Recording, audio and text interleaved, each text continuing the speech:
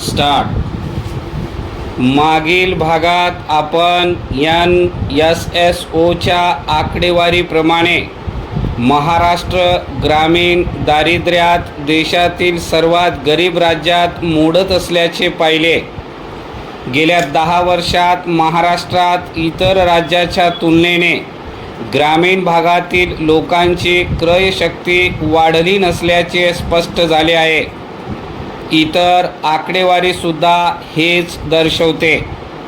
ग्रामीण भागात सर्वसाधारण शेतमजुरीचा दर आणि दारिद्र्य यांचा जवळचा संबंध असतो. कृषी व्यवस्था अडचणीत असली की शेतकरी अडचणीत येतो. शेतकरी अडचणीत म्हणजे शेतमजूर अडचणीत. शेतकऱ्याला मजुरी देणे परवडत नाही.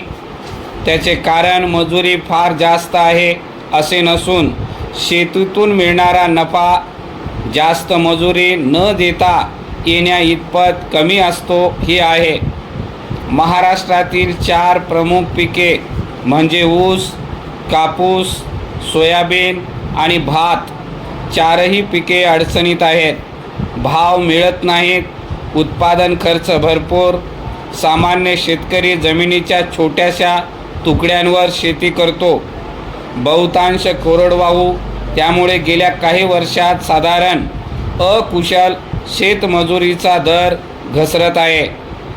महाराष्ट्र पातळीवरील आकडेवारी लेबर ब्युरोकडून मिळते.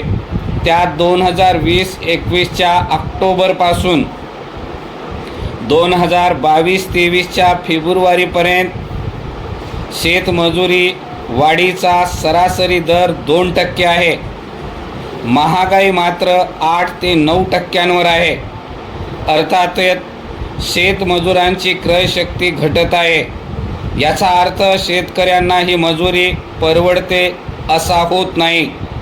मुळात शेतीची परिस्थिती वाईट असल्यामुळे घटती शेतमजुरीसुद्धा परवडणारी झाली आहे. त्यामुळे शेतकरी आणि शेतमजूर कोणाचीच क्रयशक्ती वाढताना दिसून येत नाही. NSSOच्या आकडेवारीनुसार महाराष्ट्रातील शेतकरी कुटुंबाचे मासिक उत्पन्न 12,000च्या आसपास आहे. ग्रामीण महाराष्ट्राची दारिद्र्य रेषा सरासरी 4.5 जणांच्या कुटुंबासाठी साधारण ₹10,000 येते.